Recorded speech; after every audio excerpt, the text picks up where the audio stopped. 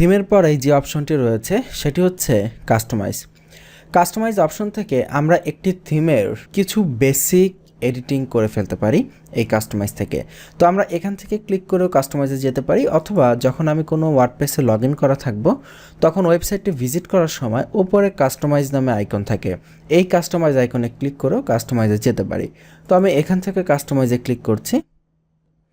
এই কাস্টমাইজ প্যানেলের কাজ হচ্ছে বাম পাশে কিছু অপশন থাকবে, এই অপশনগুলোতে আমরা কাজ করব এবং এই অপশনের বিষয়গুলা ডান পাশে একদম সরাসরি আমরা দেখতে পাবো, এবং যখন আমরা এটাকে পাবলিশে দিব তখন সেই চেঞ্জটা পাবলিশ হবে, আর যদি পাবলিশে ক্লিক না করি তাহলে সেই চেঞ্জটা পাবলিশ হবে না। তো এটা হচ্ছে লাইভ এডিট করার একটি সহজ পদ্ধতি কাস্টমাইজ থেকে। কিছু কিছু থিমে আপনি যখন কাস্টমাইজ করতে যাবেন দেখবেন এরকম বিভিন্ন প্যানেলে এরকম বিভিন্ন এডিটিং অপশন চলে আসবে।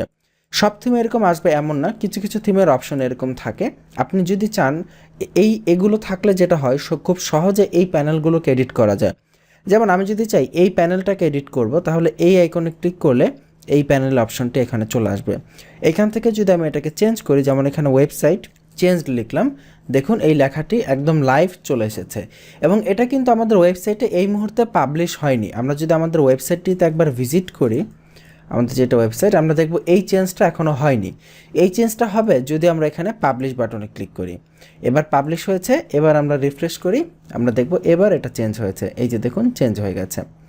তো এইভাবে আমরা এই আইকনগুলোতে ক্লিক করে এক একটা পোর্শনকে চেঞ্জ করতে পারি, অথবা এই যে কাস্টমাইজের যে অপশনগুলো এগুলো একটা বাই একটা দেখতে পারি।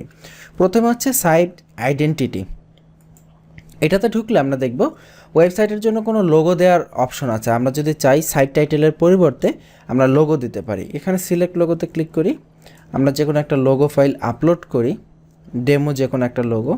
ফর এক্সাম্পল এখানে একটি লোগো আমি আগে থাকতে তৈরি করে রেখেছি আপনাদের দেখানোর সুবিধার্থে। এখানে লোগোটাকে সিলেক্ট করলাম, ইমেজটাকে ক্রপ করতে বলতেছে, আমরা ইমেজটাকে ক্রপ করব কিনা, আমরা এখানে দিয়ে দিচ্ছি ইমেজটা এতটুকু থাকলো, ক্রপ ইমেজ। এবার এটি লোগো হিসেবে চলে আসবে, দেখুন ওয়েবসাইট এখানে লোগো হিসেবে চলে এসেছে। এখান থেকে আমরা যদি এখানে দেখুন এখানে সাইটের টাইটেল, ট্যাগলাইন এগুলো রয়েছে, এখান থেকে এডিট করা যাবে। Display site title and tagline, এটা যদি টিকচিহ্ন তুলে দেই তাহলে এটা চলে যাবে, আর যদি টিকচিহ্ন দিয়ে দেই তাহলে সাইটের টাইটেল এবং ট্যাগলাইনটা প্রদর্শিত হবে। এখানে দেখুন আরও ইনফরমেশন আছে, সাইটের আইকন মানে হচ্ছে হোভার আইকন, এখানে হচ্ছে ফ্যাভ আইকন। এই যে ওপরে এখানে যে ছোট্ট আইকন শো করে এটাও আমরা চেঞ্জ করতে পারি। যেমন এখানে যদি আমরা কোনো ইমেজকে সিলেক্ট করি, সাইট আইকন হিসেবে যদি আপলোড করি, এখানে আমি একটা আইকন আগে থাকতে তৈরি করে রেখেছি, ফ্যাভ আইকন 144x144 সাইজের। তো আপনাদের দেখানোর সুবিধার্থে আগে থাকতে কিছু ইমেজ রেডি করে রাখা হয়েছে যাতে করে দ্রুত এগুলো দেখিয়ে দেওয়া যায়। তো সিম্পলি আমরা স্ক্রিপ্ট কপিং করে এটাকে দিয়ে দিলাম আইকন হিসেবে, এবং দেখুন এই যে এই আইকনটি এই যে এখানে চলে এসেছে। এখন আমার ওয়েবসাইটটা আমি যদি পাবলিশে হিট করি এবং ওয়েবসাইটটা যদি রিফ্রেশ করি, আমরা দেখব ওপরে এই আইকনটি শো করছে, লোড হচ্ছে, এই যে দেখুন ওপরে আমাদের ফ্যাব আইকন চলে এসেছে।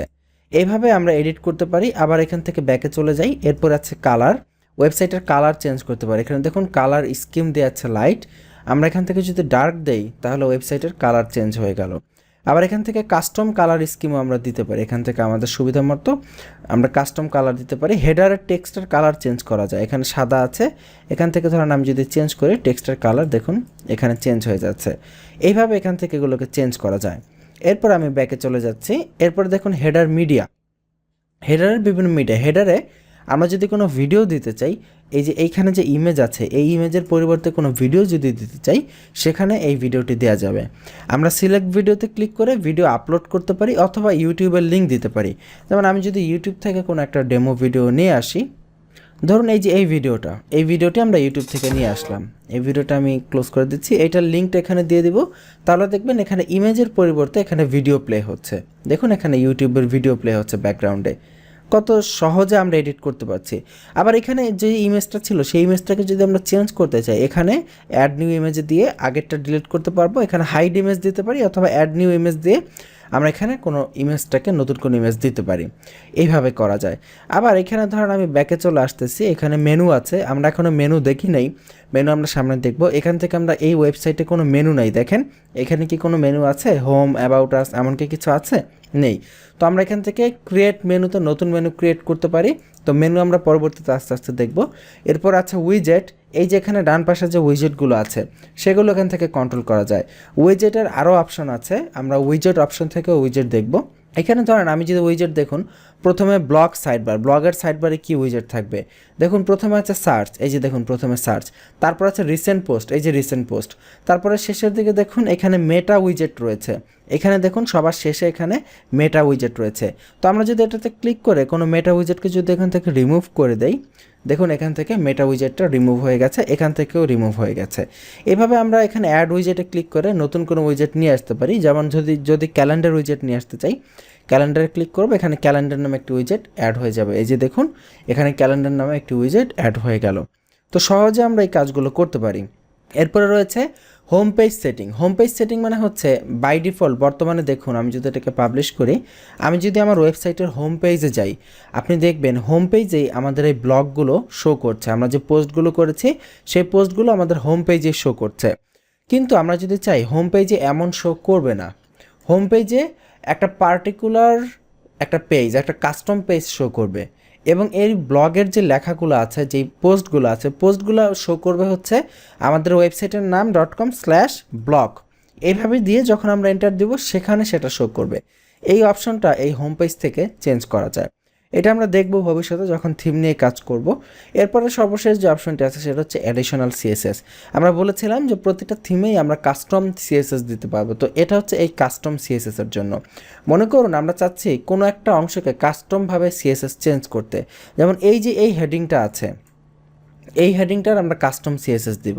তো কাস্টম সিএসএস দিতে হলে এর উপর রাইট ক্লিক করে ইন্সপেক্ট এলিমেন্ট করছি, ইন্সপেক্ট এলিমেন্ট করে দেখে আসি যে এটা আসলে কোন এলিমেন্টকে ধরতেছে। এটা H2 হেডিং 2 এলিমেন্টকে ধরছে, এবং এখানে আমরা হেডিং 2 যদি কোনো কাস্টম সিএসএস দিতে চাই, ধরেন আমরা কালার দিয়ে দিচ্ছি রেড।